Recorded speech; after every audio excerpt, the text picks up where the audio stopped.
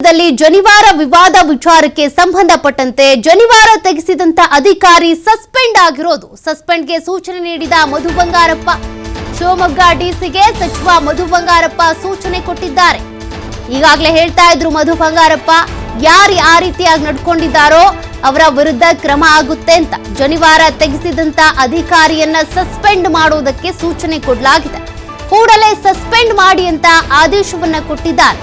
ಜಿಲ್ಲಾಧಿಕಾರಿ ಅವರಿಗೆ ಶಿಕ್ಷಣ ಸಚಿವ ಮಧು ಬಂಗಾರಪ್ಪ ಅವರು ಸೂಚನೆ ಕೊಟ್ಟಿರೋದು. ಯಾರದು ಜನಿವಾರ ತೆಗೆಸಿದ್ದು, ಜನಿವಾರ ತೆಗೆಸಿ ಅಂತ ಎಲ್ ರೂಲ್ಸ್ ಇದೆ?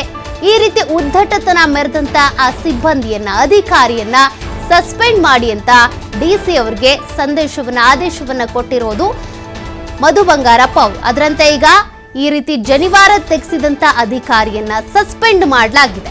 ಶಿವಮೊಗ್ಗದ ಸಿಇಟಿ ಪರೀಕ್ಷಾ ಕೇಂದ್ರದಲ್ಲಿ ಈ ರೀತಿ ಜನಿವಾರ ತೆಗೆಯೋದಕ್ಕೆ ಅಂತ ಹೇಳಿದಂತ ಸಿಬ್ಬಂದಿಯ ವಿರುದ್ಧ ತಕ್ಷಣವೇ ಕ್ರಮ ಆಗಿದೆ. ಈ ಕೂಡಲೇ ಆ ಸಿಬ್ಬಂದಿಯನ್ನ, ಅಧಿಕಾರಿಯನ್ನ ಸಸ್ಪೆಂಡ್ ಮಾಡಿ ಅಂತ ಸಚಿವ ಮಧು ಬಂಗಾರಪ್ಪ ಅವರು ಡಿಸಿಗೆ ಆದೇಶ ಕೊಟ್ಟಿದ್ದಾರೆ. ಅದರಂತೆ ಈಗ ಆ ಅಧಿಕಾರಿಯ ಸಸ್ಪೆಂಡ್ ಆಗಿದೆ. ಬ್ರಾಹ್ಮಣ ಸಮುದಾಯದ ವಿದ್ಯಾರ್ಥಿಗೆ ಈ ರೀತಿ ಅಪಮಾನ ಮಾಡಿದ್ದಕ್ಕೆ ಸಂಬಂಧಪಟ್ಟಂತೆ ತಕ್ಷಣವೇ ಕ್ರಮ ಆಗಿರೋದು.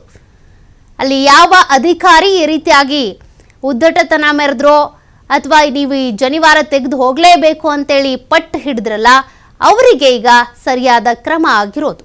ಈ ರೀತಿ ಯಾವುದೇ ಸೂಚನೆ ಇಲ್ಲ, ಗೈಡ್ಲೈನ್ ಇಲ್ಲ. ನೀವು ಜನಿವಾರ ತೆಗೆದಿಟ್ಟು ಹೋಗಬೇಕು, ಜನಿವಾರ ಹಾಕೊಂಡು ಬಂದ್ರಿ ಅಂದರೆ ಅದನ್ನು ಕಟ್ ಮಾಡ್ತೀವಿ, ಇದೆಲ್ಲ ಕೂಡ ಸುಮ್ಮನೆ ಅಧಿಕ ಪ್ರಸಂಗ ಅಷ್ಟೇ.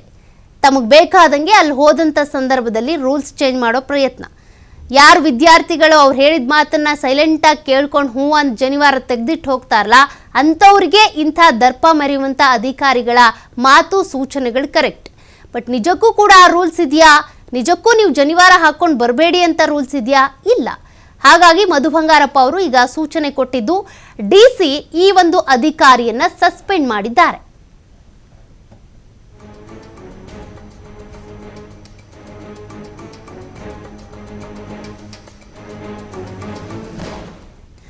ರಾಜ್ಯದಲ್ಲಿ ಇನ್ನೂ 1 ವರ್ಷ ಜಾತಿ ಗಣತಿ ಜಾರಿ ಆಗಲ್ವಾ? ಮೇ